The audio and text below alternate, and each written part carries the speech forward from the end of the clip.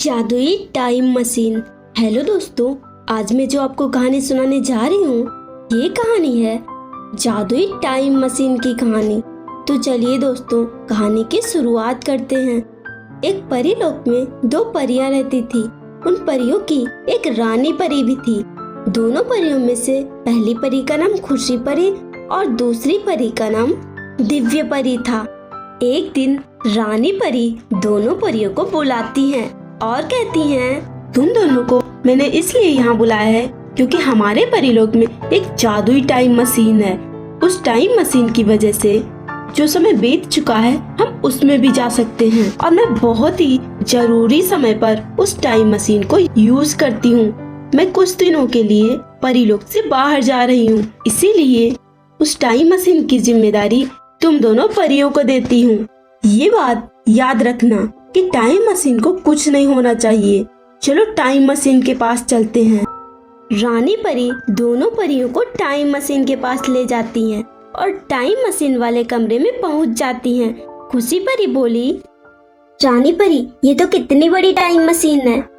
इतनी बड़ी time machine तो मैंने कभी नहीं देखी। हम इस टाइम मशीन का अच्छे से ख्याल रखेंगे। आप चिंता मत कीजिए और जाइए। रानी परी वहाँ से चली जाती हैं। खुशी परी बोली, मुझे थोड़ा काम है, तब तक तुम इस टाइम मशीन की देखभाल करो। मैं अभी आती हूँ, फिर मैं इसकी रखवाली करूँगी और तुम अपना काम करने के लिए चली जाना।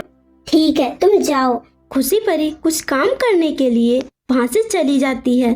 कुछ देर बाद खुशी परी वापस आती है और बोली, कुछ बहुत ही जरूरी काम है, हम दोनों को ही जाना होगा। दिव्य परी बोली, पर हम दोनों एक साथ कैसे जा सकते हैं? फिर इस टाइम मशीन का ख्याल कौन रखेगा? चिंता करने की जरूरत नहीं, वैसे भी हम कुछ ही देर में वापस आ जाएंगे। दोनों परियां वहां से चली जाती हैं। कुछ देर बाद जब वे दोनों वापस आती हैं तो देखती हैं कि टाइम मशीन वहां से गायब थी। ये सब देखकर दोनों परियां बहुत ही डर गईं। खुशी परी बोली, ये टाइम मशीन कहाँ जा सकती है? मुझे तो बहुत ही चिंता हो रही है। रानी परी तो हमें मार ही देंगी अगर टाइम मशीन नहीं मिली तो। हमें रानी परी के आने से पहले टाइम मशीन को ढूंढना ही होगा। चलो परिलोक के बाहर चल के देखते हैं। दोनों परियां परिलोक के बाहर जाकर देखती हैं, पर परिलोक के बाहर टाइम मशीन कहीं भी दिखाई नहीं देती। दोनों परियां बहुत ही डर गईं और बोली, अगर टाइम मशीन नहीं मिली तो रानी परी हमें मार देंगी। हमें जल्दी ही कुछ करना होगा। दोनों परियां परिलोक से बाहर टाइम मशीन को ढूंढने के लिए जाती हैं और कुछ ही देर में एक ग्रह पर पहुंच जाती हैं। वह ग्रह बहुत ही अजीब था, वहाँ कोई भी नहीं था। तभी उन दोनों की नजर जादुई टाइम मशीन पर पड़ती है। खुशी परी बोली, अरे वो देखो, टाइम मशीन मिल गई। अब हमें कोई चिंता नहीं। चलो हम इसे परिलोक लेकर चलते हैं। दोनों परियां उस टाइम मशीन के पास जाती हैं। दिव्य परी हवा में लटक जाती है और चिल्लाने लगती है। तभी वहाँ रानी परी आ जाती हैं और अपनी जादुई शक्ति से उस परी को नीचे उतारती हैं और टाइम मशीन को वापस उसकी जगह पर पहुँचा देती हैं। दोनों परियां रानी परी से माफी मांगती हैं। दोनों के काफी माफी मांगने के बाद रानी परी दोनों परियों को माफ कर देती हैं। फ्रेंड्स, अगर आपको ये कहानी अच्छी लगी तो वीडियो को लाइक कीजिए और हमारे चैनल फेरी वर्ल्ड टीवी को अब भी सब्सक्राइब कीजिए। धोखेबाज सौतेली बेटी। हेलो दोस्तों, आज मैं जो आपको कहानी सुनाने जा रही हूँ ये कहानी है सौतेली बेटी की कहानी। तो चलिए दोस्तों, कहानी की शुरुआत करते हैं। एक बहुत ही खूबसूरत परिलोक बसा हुआ था। उस परिलोक में दो परियां अपनी माँ के साथ रहती थी, जिनमें से पहली परी का नाम श्रद्धा परी और दूसरी परी का नाम सेजल परी था। श्रद्धा परी सेजल परी की सौतेली बहन थी, इसीलिए सेजल परी श्रद्धा परी से नफरत करती थी। एक दिन दोनों आपस में झगड़ रही थी। तभी उनकी माँ वहाँ आई और बोली, सेजल परी, तुम्हें क्या हुआ है? तुम हमेशा श्रद्धा परी से लड़ती क्यों रहती हो? श्रद्धा परी तो चुपचाप खड़ी हुई है। आखिर तुम्हें हुआ क्या है? अगर तुम इसी तरह श्रद्धा परी से लड़ती रही तो मैं तुम्हें घर से बाहर निकाल दूंगी। सेजल परी गुस्से से वहाँ से चली जाती है। श्रद्धा परी बोली, माँ, आपने सेजल परी को इतना दुखी क्यों कर दिया? अब तो वो मुझसे बात भी नहीं करेगी। बेटी, तुम चिंता मत करो। मैंने ये सब श्रद्धा परी से इसलिए कहा है ताकि वह सुधर जाए। उसकी आदतें बहुत ही बिगड़ रही हैं। तुम चिंता मत करो, मैं अभी तुम दोनों की पसंद का हलवा बनाने जा रही हूँ। उसका गुस्सा तो एक पल में ही चला जाएगा।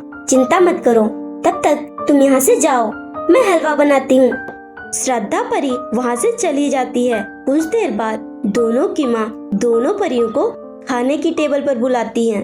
दोनों परियां वहाँ आ जाती हैं। सेजल परी बोली, अब मेरी क्या गलती है? क्या किया है मैंने? तुमने कुछ किया नहीं है, वो मैंने तुम्हें हलवा खाने के लिए बुलाया। पर मैंने तो नहीं कहा था ना हलवा बनाने के लिए मुझे नहीं खाना।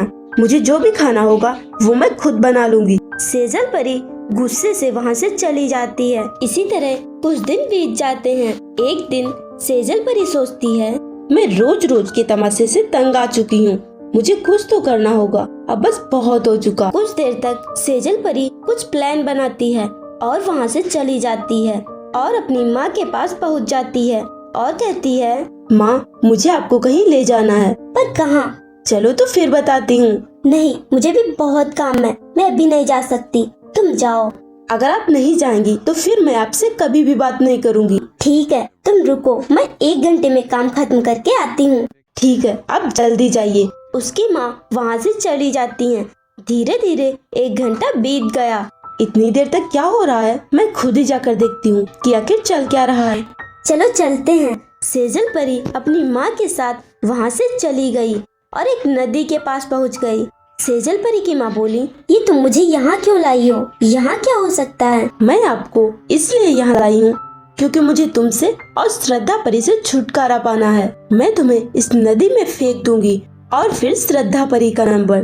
तुम क्या कह रही हो? तुम ऐसा कैसे कर सकती हो? मैं कुछ भी कर सकती हूँ। फिर सेजल परी अपनी माँ को नदी में धक्का दे देती है। उसकी माँ नदी में गिर जाती हैं। तभी वहाँ श्रद्धा परी आ जाती है। वह बोली, ये तुमने क्या किया? तुम ऐसा कैसे कर सकती हो? अब तेरा भी वही हाल होगा। इतना कहकर सेजल परी गन निकालती है और कहती है, अब तेरा भी वही हाल होगा जो माँ का हुआ है। अरे मैं तो भूल ही गई थी, इसमें तो गोली ही नहीं है। कोई बात नहीं, तेरे लिए तो मैं ही काफी हूँ। फिर सेजल परी श्रद्धा परी को नदी में धक्का देने के लिए आगे बढ़ती है, पर वह खुद ही नदी में गिर जाती है और चिल्लाने लगती है।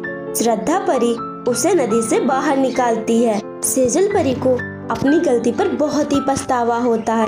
वह श्रद्धा परी से माफी मांगती है। श्रद्धा परी बोली, तुम्हारे माफी मांगने से माँ वापस नहीं आ जाएंगी। मैं तुम्हें कभी भी माफ नहीं कर सकती। श्रद्धा परी वहाँ से चली जाती है। फ्रेंड्स, अगर आपको ये कहानी अच्छी लगी तो वीडियो को लाइक कीजिए और चैनल को सब्सक्राइब कीजिए